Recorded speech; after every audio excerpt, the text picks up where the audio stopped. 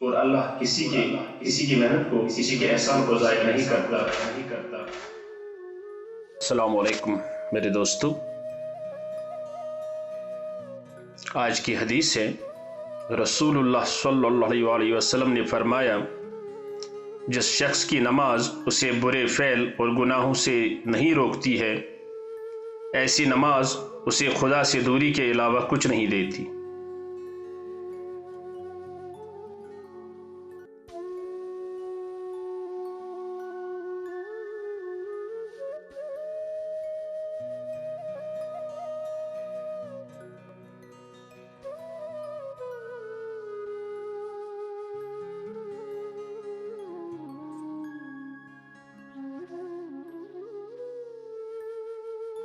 اس کا مطلب یہ ہو گیا کہ اگر کوئی شخص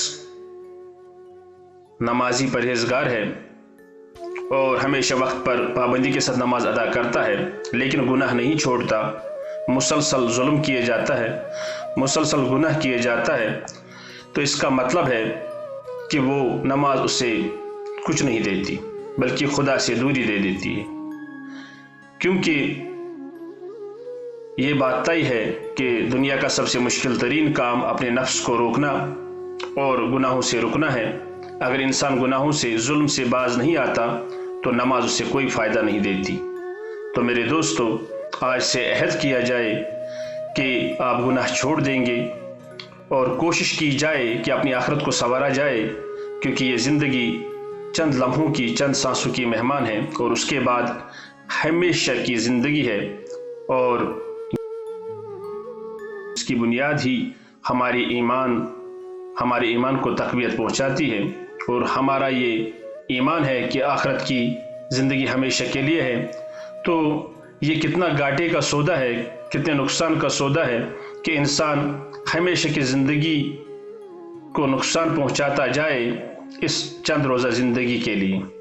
تو یہ اچھا سودا نہیں ہے۔ اچھا سودا یہی ہو سکتا ہے کہ چند روزہ زندگی میں محنت و مشقت، ایمانداری، دیانتداری، نماز کی پابندی رکھی جائے، نماز کی پابندی کی جائے، اور آخرت کے لیے کوشش اور محنت کی جائے، اور اللہ کسی کی محنت کو، کسی کے احسان کو ضائع نہیں کرتا۔ اور مزید ویڈیوز کے لیے میرا چینل سبسکرائب کیجیے تاکہ آپ کو مزید راز ملتے رہیں، مزید احادیث آپ تک پہنچتی رہیں۔ شکریہ۔